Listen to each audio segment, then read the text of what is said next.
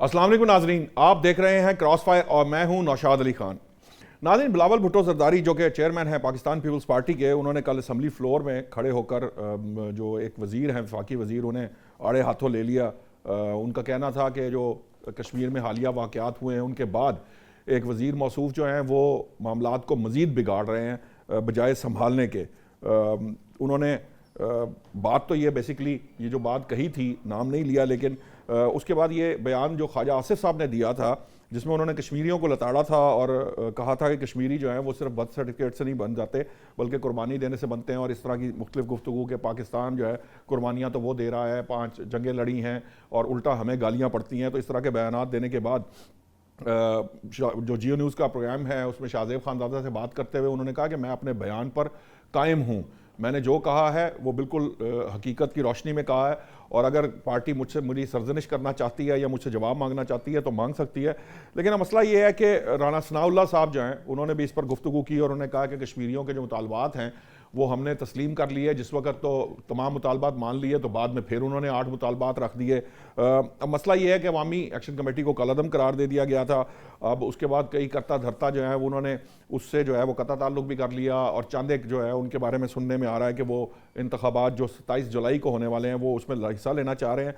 Peoples party जो है वो गिलगित बल्तिस्तान में हुकूमत बना चुकी है, उनका वज़ीर आला जो है वहाँ पर मौजूद है, और अब वो चाहते हैं कि शायद उनकी नज़र कश्मीर के इलेक्शंस पर है। मौलाना फजलुर रहमान को सालिसी की दावत दी गई है। मौलाना फजलुर रहमान ने कहा कि जी एक वीडियो बयान उनका आया कि जी वक्त बहुत कम है, मुझे कुछ वक्त दिया जाए, और दूसरा ये है कि मुहर्रम के ये अयाम हैं, इसके अंदर बात नहीं की जा सकती। इसके बाद जो है फिर जो धरने की कॉल दी हुई है वहाँ पर रावला कोर्ट में दी गई है वो भी ख़त्म की जानी चाहिए ताकि पहले मामले को संभाला जा सके, बात की जा सके। अब मामला ये है कि नून लीग और पीपल्स पार्टी जो है वो आज़ाद कश्मीर में क्या नतीजा हासिल करते हैं, क्योंकि हाई कोर्ट जो है आज़ाद कश्मीर की उसने भी जो है वो तहरीक इंसाफ को बल्ले का निशान देने का हुक्म दे दिया है। इन तमाम मामलात पर बात करने के लिए आज मुझे ज्वाइन कर रहे हैं अहमद अवैस साहब तहरीक इंसाफ से, बहरामंद तंगी साहब मुस्लिम लीग नून की नुमाइंदगी कर रहे होंगे, तैमूर तालपुर साहब पीपल्स पार्टी की तरफ से हमारे शो को ज्वाइन करेंगे, और इसार राना साहब सीनियर तजिया निगार हैं, आप सब जानते हैं उन्हें, बड़ी दिलचस्प गुफ्तगू करते हैं, वो भी हमारे साथ होंगे इस प्रोग्राम के अंदर। मैं सबसे पहले अहमद अवैस साहब आपके पास आऊँगा। जो आज़ाद कश्मीर की हाई कोर्ट ने बल्ले का निशान वापस देने का कह दिया, आपको लगता है कि आप बल्ले के निशान पर इलेक्शन लड़ सकेंगे? ये पहला सवाल है मेरा। दूसरा ये है कि क्या देख रहे हैं आज़ाद कश्मीर के इंतखाबात आपको होते नजर आ रहे हैं? देखिए, एक तरफ तो इंतखाबात की बात है, दूसरी तरफ आपने जो ख्वाजा आसिफ का बयान है ये बड़ा ही कश्मीर के नुक्ता नजर से देखा जाए तो बड़ा डैमेजिंग है। जी जी। क्योंकि बहुत सेंसिटिव पोजीशन है कश्मीर की, और वहां के अवाम जो है आजाद कश्मीर के, और फिर उसके बाद आप देखें और इतना डिस्प्यूट होने की वजह से, और मकबूजा कश्मीर को उन्होंने पहले ही एनेक्स कर लिया है, अपने कॉन्स्टिट्यूशन का हिस्सा, इंडियन यूनियन का हिस्सा बना दिया, और हम उनके वहां जो रवा रखा उन्होंने तशद्दुद कश्मीरियों के ऊपर, उसके ऊपर पाकिस्तान बजा तौर के ऊपर उसको पाकिस्तान ने बहुत ज्यादा जो है अपनी खबरों का हिस्सा भी बनाया, और उसके ऊपर तशवीश का इजहार भी किया। इंटरनेशनल फोरम के ऊपर भी ये बात होती रही। तो उसके ऐसा होते हुए ये बात जो है ये कर देनी, ये बड़ी तकलीफ दे बात है। मेरे ख्याल में ख्वाजा आसिफ साहब जो हैं वो पता नहीं किस नशे में ये बात कर गए हैं कि जो उनको ऐसी बात कहनी नहीं चाहिए थी, क्योंकि आगे भी याद होगा कि कुछ साल पहले उन्होंने नहीं, पार्लियामेंट के वैसा फ्लोर उन्होंने पे खड़े उन्होंने ना होकर सिर्फ ये बात कही है, फिर उसके बाद उन्होंने एक प्रोग्राम में जो शाहजेब खानजादा के प्रोग्राम में उन्होंने कहा जी मैं अपनी बात पर उन्होंने कायम कहा। हूँ, मैंने हकीकत पर जी हाँ। मबनी गुफ्तगू की है। अगर पार्टी सरजनिश करना चाहती है या मेरे से जवाब तलब करना चाहती है जरूर करे, लेकिन जो हकाइक है मैं तो उनकी बुनियाद पर बात कर रहा हूँ और मैं अपनी बात पर कायम हूँ। अब पूछा जाए कि ख्वाजा साहब किस किस्म के कश्मीरी हैं, मुझे मालूम नहीं है। उन्होंने ये बात देखी ना, ये कश्मीर की सेंसिटिविटी का ख्याल रखना चाहिए। आप ये पॉलिटिशियन हैं, सीजन पॉलिटिशियन हैं, और हमें वहां पे पाकिस्तान की रवायती सियासत से भी हटके वहां का जो डिस्प्यूट है कश्मीर का उसको मद्देनजर रखते हुए इंटरनेशनल डिस्प्यूट की पेश नजर जो कश्मीरी इस आजाद कश्मीर में है उनका हमें ज्यादा ख्याल रखना चाहिए। और वहां पे जो पीछे गोली चली है और दो तरफा गोली चली है, ये भी बड़ी सख्त एक तकलीफदेह सूरत हाल है, और वहां पे धरना दिया हुआ है। इसको पॉलिटिकल सोल्यूशन निकालना चाहिए। वहां ताकत का जो है मुजाहरा करना आजाद कश्मीर में मेरा ख्याल में बहुत पाकिस्तान के लिए नुकसानदेह है। कश्मीरियों के लिए तो है ही जो कुछ वहां पे हुआ, लेकिन पाकिस्तान के नुक्ता नजर से हम उनको एक अलग हमने हुकूमत बनाई हुई है। वहां पे बाकायदा इंडिपेंडेंट एक हुकूमत है, उनका अपना आइन है, उनका अपना जुडिशरी का सिस्टम है, उनकी पूरी एक निज़ाम हुकूमत है, जुडिशरी उनकी अलग है। तो ऐसे हालात में फूंक फूंक के कदम रखना चाहिए, जबकि एक हमारा जो जिसे कहते हैं आर्क एनिमी हमारे सर पे बैठा हुआ है और हर छोटी से छोटी बात को प्ले अप करने को तैयार है। तो मेरा ख्याल है बड़ा गैर जिम्मेदाराना और उसके ऊपर फिर परसिस्ट करना कि मैंने जो कहा है वो ठीक कहा है। तो इन्होंने तो फिर कुछ साल पहले जो है पाकिस्तान की जो है फौजी एस्टेब्लिशमेंट के मुतालिक भी जो पार्लियामेंट के फ्लोर पे जो बयान तकरीर की थी उसको भी फिर सामने रखें। इसका मतलब है कि वो तो आदि के इस किस्म की बातें करते हैं। ठीक है, वो उनका अपना जो भी मौक़िफ़ है। मैं तंगी साहब से मैं चाहूंगा, तंगी साहब ये क्या किसके एजेंडे पर हैं? ख्वाजा आसिफ साहब, बिलावल साहब तो कहते हैं कि ये तो कश्मीर का उसको ख़राब कर रहे हैं। अब पता नहीं offence is the best defence, ये कोई इस तरह की कुछ स्ट्रेटजी है किसी के कहने पर ख्वाजा आसिफ कर रहे हैं, या वो वाकयातन ये समझते हैं? और क्या उनके इस बयान के बाद क्या जो मसला जो इस वक्त आज़ाद कश्मीर में जो हालात चल रहे हैं उसमें कोई बेहतरी आएगी या उसमें मजीद इश्तियाल आएगा? बिस्मिल्लाहिर्रहमानिर्रहीम। देखिए, जहाँ तक आपने पीटीआई के साथी से सवाल किया कि कश्मीर में इलेक्शन हो जाएगा कि नहीं, तो आपने ख्वाजा आसिफ की तकरीर की।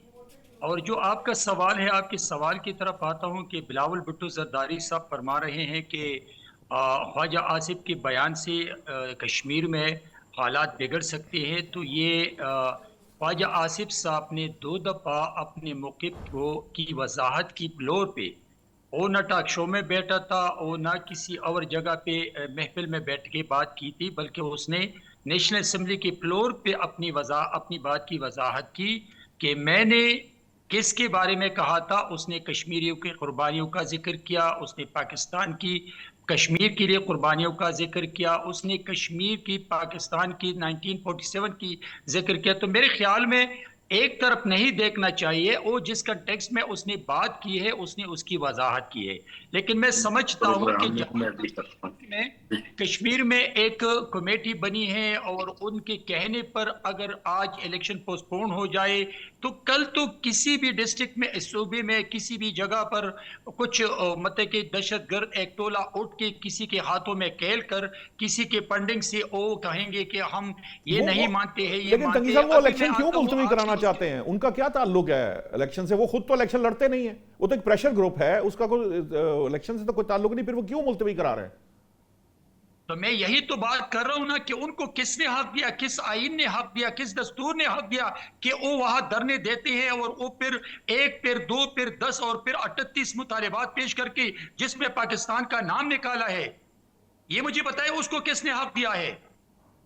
वो किस बिहाफ पे ये कहते हैं कि भाई इलेक्शन ना होने दिया और आप कश्मीर को 12 सीटों को खत्म करें और पाकिस्तान का नाम निकाल दे? ये मुझे बताइए पाकिस्तान के खिलाफ साजिश है कि नहीं है? ये तो इंडिया कह रही है। ये तो खैर तंगी साहब मुमकिन नहीं है, ये तो आईनी तरमीम के जरिए पाकिस्तान जुल्म करे, पाकिस्तान का नाम निकाल दे, तो क्या ये इंडिया के एजेंट है कि नहीं है? खुदा का खौफ करे, जब टॉक शो पे आते बैठ जाते तो हमें अपने मुल्क के लिए, अपने मुल्क की इज्जत के लिए, अपने मुल्क के एहतराम के लिए ये हमें इस पे बात करनी चाहिए। हम किसी पार्टी के नुमाइंदा बनकर यहाँ पर अपनी पार्टी के लिए या अपने लीडर के लिए या पाकिस्तान के खिलाफ बात नहीं करना चाहिए। अभी बात है कि हम यहाँ कश्मीर में इलेक्शन जो है वो इलेक्शन कमीशन का काम है।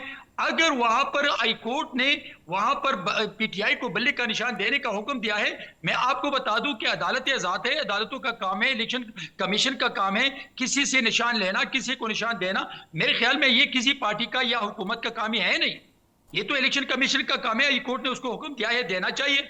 इलेक्शन जो पार्टी लड़ना चाहती है लड़ने दे, लेकिन एक प्रेशर ग्रुप उठ के खड़े हो जाएं और फिर वो ये कहे कि पाकिस्तान का नाम निकाल दे, 12 सीटें खत्म कर ले, नहीं वो तो हमारी बात मान ले। तो मुझे बताए कि उसको हक इसलिए दिया है, वो इंडिया के पंडित पे कैल कर बोलते कि मेरे पाकिस्तान। तंगी साहब ये बताएं कि वो तो ठीक है, वो तो जो मामला है उसके ऊपर भी बहस करेंगे। मैं चाह रहा था कि पीपल्स पार्टी के हमारे दोस्त ज्वाइन कर लेते तो मैं तब उस तरफ ज्यादा जाता, लेकिन अहमद वैद साहब ने बात चूंकि उधर की, उन्होंने इसका जवाब नहीं दिया कि इलेक्शन जो है उसके क्या नतीजे होंगे। आप बताइए कि तहरीक इंसाफ मैदान में होगी, क्या इंतखाबात होंगे, क्या तहरीक इंसाफ बल्ले के निशान पर लड़ सकेगी, ये आपको नजर आ रहा है? और क्या आप इसको कंपीट कर पाएंगे? क्या सूरत हाल होगी? आप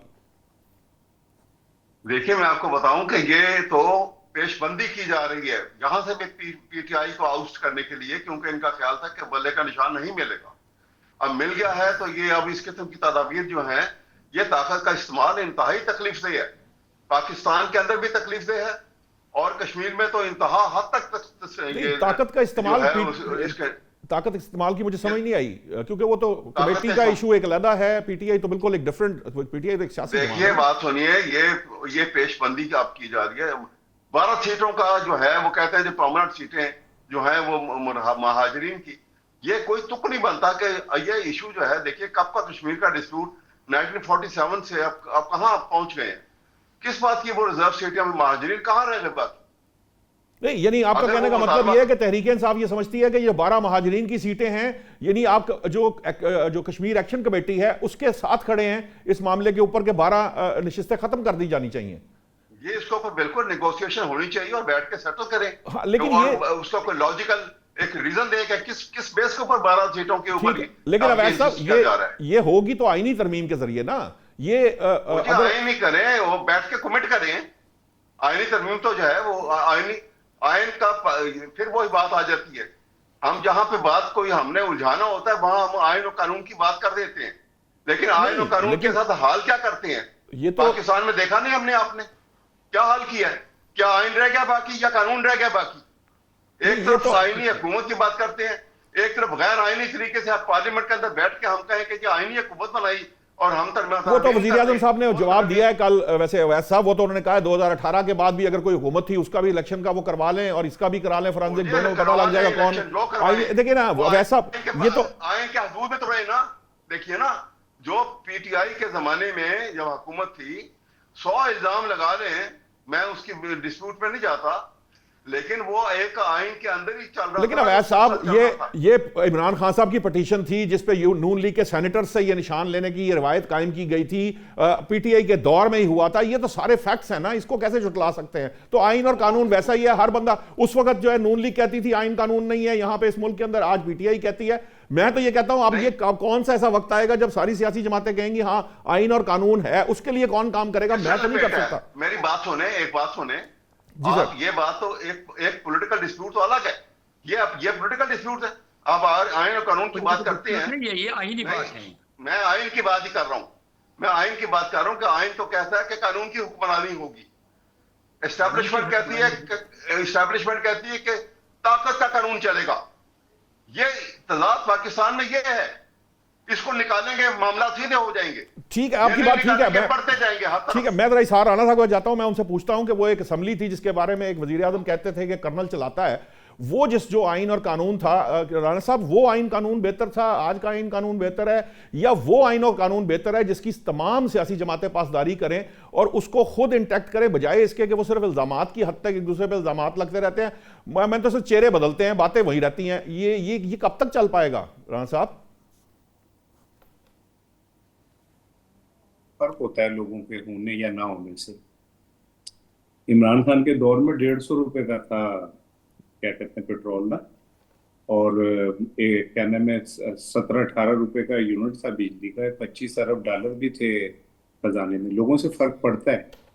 और आज जो बुरा हाल हुआ है हमारी मईशत का और हमारे मामलात का, तो इमरान खान के दौर में ऐसा नहीं था। और दूसरी बात यह है कि आइन हमने लगाई भी है। आइन तो ये कहता है 90 दिन में इंतखाबात कराएं जब कोई असेंबली टूट जाए, तो जब आपकी मर्जी होती है तो फिर 90 दिन के बजाय वो 7 महीने चले जाता है। आइन तो कहता है निगरान हुकूमतें 3 महीने से ज्यादा नहीं रहेंगी, तो जब आपकी मर्जी हो तो निगरान हुकूमतें 8-8, 9-9 महीने तक चल जाती है। आइन तो ये कहता है कि जनाब अली किसी भी पाकिस्तान के फर्द को जो उसके जमहूरी हक है, एहतिजाज करना, प्रोटेस्ट करना, अपने मुतालबात के लिए उसका हक है। आप तो बंदे चुप के ले जाते। तो क्या, और दूसरी बात ये कि कश्मीरियों में जो इंडिया के साहब ये पहली दफा बंदे चुके गए हैं। पहले नहीं उठाए जाते थे? नहीं, ये बात तो नहीं है ना, ये इसका जवाब तो नहीं कि पहले दफा मैं तो उठाए सवाल गए। पूछ रहा हूं अवैध साहब, अब मुझे राणा साहब से बात कर लेने दीजिए। मैं राणा साहब से जरा अभी जी, तो जी, वो मैंने उनसे जी, आईन और कानून जी, का जवाब सवाल पूछा, उन्होंने मईशत जी, मुझे बतानी जी, शुरू कर दिया। अभी मैं मईशत पे आऊंगा। उनको नवाज शरीफ जब वही बंदा था उसकी मईशत के साथ कंपेयर किया जा सकता है पीटीआई की मईशत को, तो फिर राणा साहब कहेंगे नहीं अब हम आईन कानून की बात करेंगे। मेरा नहीं, नहीं, सवाल नहीं, आईन किया कानून जा से सकता है। मुतल्लिक था, किया अगर जा उसी सकता है, पैराहन में किया जा जवाब दें सकता तो है। फिर मैं शायद आगे बढ़ नहीं, पाऊं। नहीं, किया जा सकता है, बिल्कुल। मरियम साहिबा करती हैं, वो नहीं करती हैं। वो कहती हैं कि पंजाब में जो काम मैंने किया वो आज तक कभी नहीं हुआ, यानी उनके अब्बू और चचा ने भी नहीं किया। वो कहती है, तो अच्छी बात है, आगे कंपेयर बढ़ तो रही है किया वो, जाता है, हैं? आगे बढ़ रही है वो, उनके फुटस्टेप से आगे जा रही है, इसमें क्या बुराई है? नहीं, नहीं, वो कहती है मैंने जितने बड़े काम किए हैं उतने बड़े काम माजी में पंजाब में किसी ने भी नहीं तो किए, इसमें क्या बुराई है जो राणा मैंने साहब? करके दिखा दी है। इसमें क्या और बुराई है? दूसरी बात ये है, इसमें क्या बुराई कह है रहे? राणा साहब? इसमें क्या तनकीद है? कहती हैं तो नहीं, कहती मैं रहे, अवाम ये फैसला कह रहा हूं करेंगे। कि ये सुन लेना, मैं ये कह रहा हूं कि मरियम साहिबा वाकई बहुत अच्छा काम कर रही है। उनके अब्बू और चचा नहीं कर सके पंजाब के लिए काम, वो बहुत अच्छा कर रही है। ये कैसे तय दूसरी हुआ बात ये- कि वो अच्छा कर रही सुन हैं लेना। तो वो नहीं कर सके? ये कैसे तय हुआ? ये आपने कैसे डिफाइन कर लिया कि वो नहीं क्योंकि कर उन्होंने सके? कहा कि जो मैंने आज तक कारनामे अंजाम दिए माजी में किसी ने नहीं दिए, तो उन्होंने ये कहा है। तो एक बंदा जो है वो 10 जाहिर है। 10th लेवल तक जा सकता है, दूसरा 20वें लेवल पे जाता है, तो ये तो कहीं नहीं लिखा कि वो जो कह रहा है मैं 20वें लेवल तक आया कोई नहीं आ सका, इसका मतलब कि वो 10वें पे नहीं जा सका। हाँ, ये ठीक है आपकी बात कि मरियम साहबा 20वें लेवल पे है और नवाज शरीफ साहब 10वें मैं तो एक लेवल मिसाल पे दे है। रहा मैं हूं। आपकी बात को मानता हूँ, आपकी बात से एग्री कर गया मैं ठीक। कि मरियम साहबा 20वें लेवल पे आपने कहा है और वो 10वें लेवल पे, मैं मान गया आपकी बात, ठीक। एग्री। मैं इस पे बहस ही नहीं कर रहा, आपने ठीक कह दिया, ठीक। बल्कि बहुत अच्छा कह दिया। और दूसरी बात ये है कि देखिए, जहां तक आजाद कश्मीर की बात है तो भाई इस आग के साथ ऐसे ना खेलें जैसे आप खेल रहे हैं। इससे सिवाय इंडिया को फायदा होने के या उन लोगों को जो कश्मीर को पाकिस्तान के साथ नहीं देखना चाहते, उनके किसी को और को फायदा नहीं हो रहा। आप सुन लेना बात मेरी, यार सुनना। कोई भी नहीं बोला देर से ये राणा साहब, कोई भी नहीं 21 बोला। मिनट से मैंने 21 मिनट से मैं डिबेट सुन रहा हूँ। कोई भी मुझे नहीं आप बोला सुन राणा लीजिए। साहब, आप बोलिए। हाँ जी, मेरे साथ वो ना करें अवाम वाला हाल के, अवाम को बोलने नहीं देना, जो है वो लीड क्लास ही बात करेगी। भाई 2 पार्टिसिपेंट्स मेरे साथ हैं, कोई बोला ही नहीं है राणा साहब। ठीक है, अब सुन ले मेरी बात। जी, मेरी जी, यार प्लीज। सुन ले। ये जो 12 सीटों वाला है, क्या नाम है, अभी महाजरीन की मेहरमन सीटें। साहब भी उस पे कह रहे थे बार, तो आप ओवरसीज पाकिस्तानियों को वोट का हक क्यों नहीं दे रहे, जिनके साथ मईशत की जो रीढ़ की हड्डी है? ये तो कश्मीरियों के वोट पे तो आपको बड़ा वो है कि ये वो रहने चाहिए, ठीक है ना? आप ओवरसीज पाकिस्तानियों को क्यों नहीं हक देते वोट देने का? क्योंकि वो आपके खिलाफ वोट देंगे। और 12 इन सीटों से आप जब चाहे आजाद कश्मीर की हुकूमत को उल्टा दें, ये आपके हाथ में होती है, आपकी जेब में होती है ये सीटें, इसलिए आप ये 12 सीटें अपने पास रखना चाहते हैं, ठीक है? ताकि आपको जब मौका मिल जरूरत हो 12 ये हो, 8-10 और मिलाएं और उसके बाद जिस मर्जी हुकूमत का आप कर दें। जैसे आपने क्या कहते हैं, गिलगित बल्तिस्तान में 4 सीटें एक बांझ औरत के यहाँ 4 बच्चे पैदा कर दिए, वैसे आजाद कश्मीर में 12 सीटें आप अपने पास रखना पसंद करेंगे। तो भाई अगर आपने वोट के साथ इसी तरह के, और ये मुस्लिम लीग नून को पहली दफा तो कर नहीं रही, मुस्लिम लीग नून हमेशा चीट करके, हमेशा इसी तरह धोखाधड़ी से हुकूमत पे आती रही है। बेनजीर कौमी असम्बली का इलेक्शन जीत गई, अगले दिन पता चला पंजाब पूरा नवाज शरीफ साहब के हाथ में आ गया था। तो आज तक मुझे वो साइंस ही नहीं समझ आ सकी।